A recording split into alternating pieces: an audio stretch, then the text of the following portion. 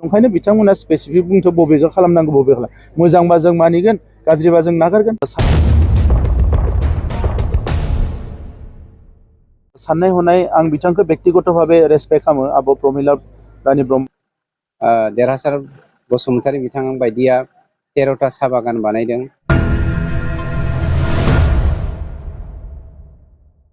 मोनसे साहा बागाना जुदि 100 बिगा खरिबाबो 1300 बिगा बेयो जोंनि हाखौ सेनानै लादों आरो जेनेबा कोच राजबंशी आरो आदिबासीসকলৰ কাৰণে जितु জনজাতিকৰণ जितु সমস্যা ইয়াৰ ক্ষেত্ৰত আমি আগৰ নিচিনাই বাহাল ৰাখিম, আমি আকৌ সাপোर्ट কৰিম, আকৌ साननाय हनाय आं बिथांखौ व्यक्तिगतभावे रेसपेक्ट खालामो आब' प्रमिला रानी ब्रह्मखौ। नाथाय बिथांमोना 17 बोसोर मोनदोंमोन। जि मोनसे अबस्था खालामदोंमोन बेवहाय जे हिंसा थानो हायै मानसिफ्रा गाज्रि अबस्था बयबो गियै गियै माने रायजो जानांगौ जादोंमोन। दिनैनि थासारिया जोबोद सोलायबाय। दा बे थासारिखौ बिथांमोनाबो लाबोनो हागौमोन गोसोबा, नाथाय बिथांमोना बेफोरखौ गोसो होयैखाय दिनै बड'लेण्डनि गासैबो सोलोंथाइनिफ्राय लानानै गासैबो गोग्लैसोनाय अबस्था दङमोन। दा दिनै नायदो स्पर्ट्सनिफ्राय लानानै सोलोंथाइनि लानानै गासैबो जौगाबोबाय। आरो फेस्टिभेलखौ बिथाङा जि फेस्टिभेलखौ बुंदों बबे फेस्टिभेलखौ बुंदों आं बुजि मोनाखै। दैजिं फेस्टिभेल खुंनानै गोबां बेवहाय जौनि आड्डा जायोमोन। दिनैथ' बेबायदि फेस्टिभेल गैला। ओरैनो जोंखौ माने समाल'सना खालामनायनि नामाव समाल'सना खालामबाथ' जानाय नङा। दा नंखायनो बिथांमोना स्पेसिफिक बुंथ' बबेखौ खालामनांगौ बबे खालाम मोजांबा जों मानिगोन गाज्रिबा जों नागारगोन।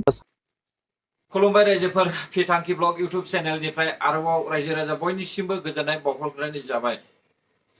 रायजोफोर जोङो नुखाबाय, ओरैहाय जोङो भिडिअ खोनाखाबाय बिटिआरनि सीएम प्रमद बर' सारा जि बाथ्रा बुंदों बे बाथ्राया थारैनो नंखाय नामा रायजोफोर?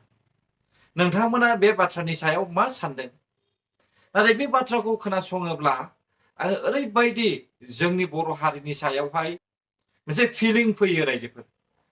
जेराव जोंनि चिरां जिल्ला आरो क'क्राझार बे मोननैयावहाय हाग्रामा महिलारि सरकार दैदेननाय समावहाय ओरैबायदि उफुद्रुगमोन। दा बे बाथ्राखौहाय जि प्रमद बर' सारा बुंदों बेयो नोंथांमोननि थाखाय नंखाय नामा? नोंथांमोना कमेन्टआव फोरमायहरब्लानो जाबाय। दानिया फै जोङो आरोबाव हाग्रा बिफाननि मन्त्रि रन्जित बसुमतारी सारनि भिडिअखौहाय एसे खोनासंनानै लाबावनोसै। बर'आव मोनसे बाथ्रा भाव दङ, सैमानि लानजायखौ गिहुजों नाबाबो सिदा गोथों खालामनो हाया होननाय। हाग्रामानि जा साननाय हनाय बे जेब्लायबो खेंख्राखा। बिनि गोरबोआव मालाबाबो भिजन सोदोबखौ बियो मालाबाबो मोनफेराखै आरो बिनि थाखाय गोदान सोदोब बियो। गतिके बियो थांनाय 17 बोसोराव कमिसननि गेजेरजों बर' समाजखौ डिस्ट्रय खालामबोदोंमोन। बे कमिसना बिनि खुगायाव दंखाय भिजन सोदोबखौनो बियो कमिसनखौ बुंखागोन, बे स्वाभाबिक। मानोना बिनि गोसोआनो खेंख्राखा, जेरै सैमा लानजाया खेंख्रा। हाग्रामाया स्वाभाबिक गिनाय दङ। जोंनि मानगेदेर प्रमद बर' बिथांनि दैदेननायाव बोसोरब्रैनि गेजेराव दा बोसोरबायाव हाबदों। जोङो 2,60,000 मानसिनि हानि जेंनाखौ जोङो सुफुंनो हाबाय। हाग्रामाया थांनाय 17 बोसोराव गिदिर बिपिएफ दैदेनगिरिफोरनि अनगायै बिथांमोना मालाबाबो हानि खामानिखौ मावाखै। जेरावहाय बिथांमोना रायजो राजानो हानि जेंनाखौ फोजोबनो नागारै देरहासार बसुमतारी बिथां बायदिया 13टा साहा बागान बानायदों। मोनसे साहा बागाना जुदि 100 बिगा खरिबाबो 1300 बिगा बेयो जोंनि हाखौ सेनानै लादों, रायजो राजानि हाखौ सेनानै लादों।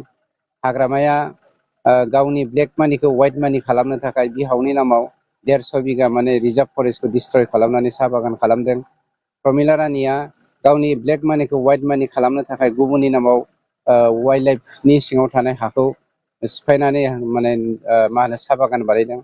बेफोरबायदिनो बिथांमोना 20,000 हेक्टर हाखौ डिस्ट्रय खालामनानै प्राय 1.5 लाख बिगा हाखौ डिस्ट्रय खालामनानै, हाग्राखौ डिस्ट्रय खालामनानै रायजो राजाखौ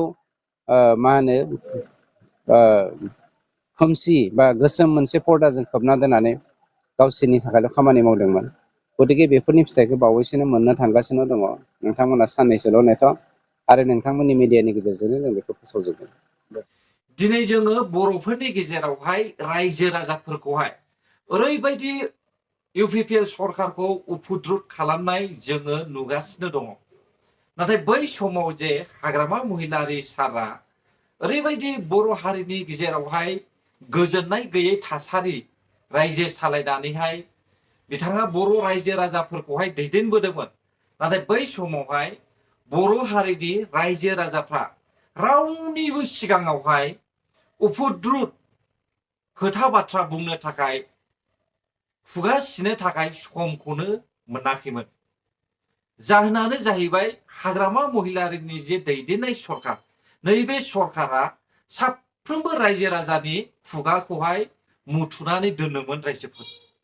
दा बै खारनावनो हाग्रामा महिलारि बिथाङा जोंनि बर' हारिनि मोननो गोनां मोनथायफोरखौबो आरो बर' हारिनि जि मावनो गोनां खामानि बेफोरखौबो बिथाङा गासैखौबो लेहेम खालामनानै गारबोजोबदों।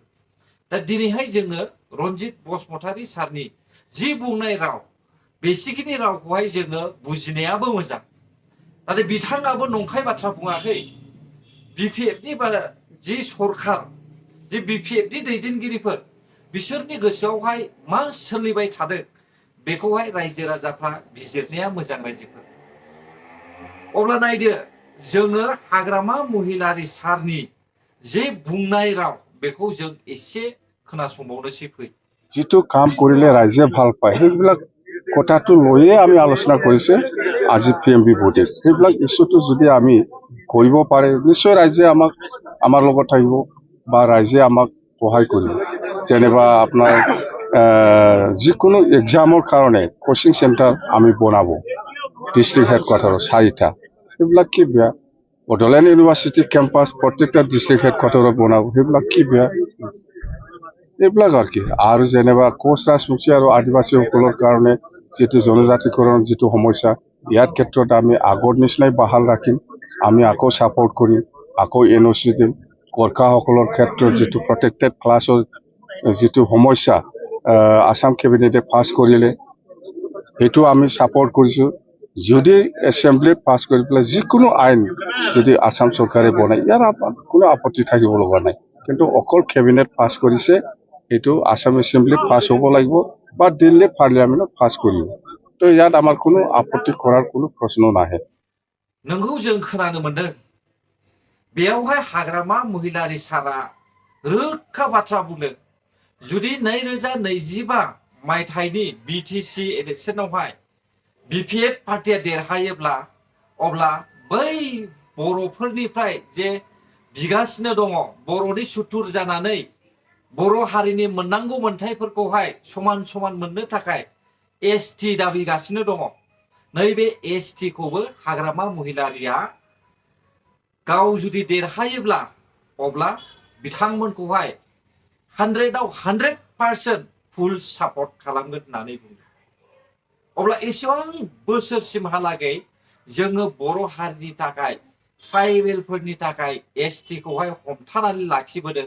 दा नैबे समावहाय ओरैबायदि जोंनि बर' हारिनि अनगायै गुबुन हारिफ्रा ST दाबिगासिनो दङ, जेराव भारत सरकार आरो आसाम सरकारा बिथांमोनहाय होआखै। दा बे खोथाखौ लानानैनो हाग्रामा महिलारि सारा गाव देरहायोब्ला बर' हारि बायदिनो बिसोरनोबो ST होनायावहाय मदद खालामगोन होननानै बुंबाय। अब्ला जोंनि बर'नि रायजो राजाफ्रा, बर' हारिनि गोरों गोरा सुबुंफ्रा मा बुजिनानैहाय हाग्रामा महिलारिखौहाय सापर्ट खालामखो? नोंथांमोनानोथ' बुंदोंमोन, जायफ्रा बिपिएफनि सापर्टार्सफोर आरो जायफ्रा बिपिएफनि इउटुबार्सफोर, नोंथांमोनानोथ' बुंदोंमोन UPPLनि हाग्रा बिफाननि मन्त्रि रन्जित बसुमतारी बिथाङा गुरखाफोरनोहाय हा हगारनानै होबाय होननानैहाय नोंसोरनोथ' दावराव खालामदों।